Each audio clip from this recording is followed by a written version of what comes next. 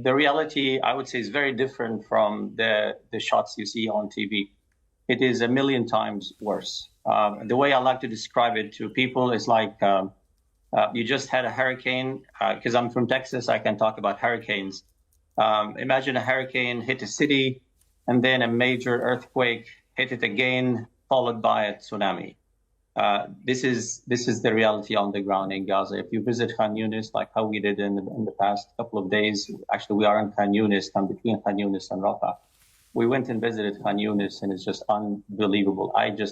While looking at the destroyed buildings, I kept asking myself, how can you create and make such destruction in such a record time? And the level of terror at night was unbearable for any member of my team. I have 12 Americans, 3 Brits, 1 from Egypt and 1 from Oman, and we've all decided collectively that we're not going to spend the time any nights in this house anymore, even though we did not receive any evacuation orders, and we all basically came to the European hospital, and that's where we're staying since then.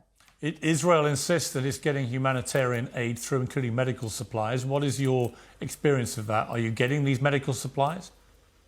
Unfortunately not. I can tell you my team at times feels useless. Sometimes you have an injury coming to the emergency room, and you look for basic supplies as simple as anesthesia medications. You don't have them. Blood, you don't have it.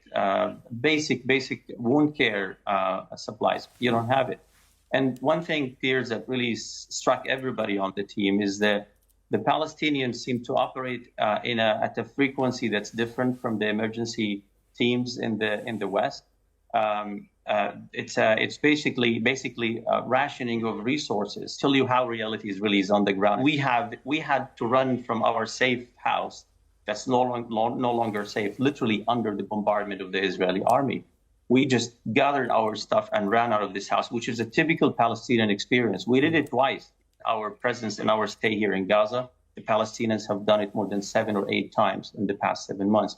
And when they get to Al-Mawasi, it's a desert. It's really a sandy land, empty land, where people carry their belongings on the back of a car or a truck or a donkey.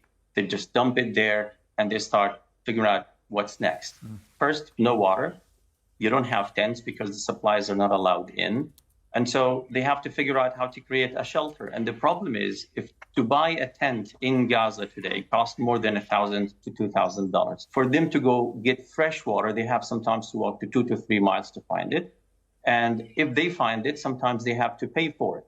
And it's very expensive. So things have gone 10 and 15 times in price, almost in everything in Gaza. Just to give you a simple example. For my team, for us to fill our cars with gas, 1 gallon of gas in Gaza cost $100. This is what we pay as an organization, $100 per gallon of gas. Apply this to everything.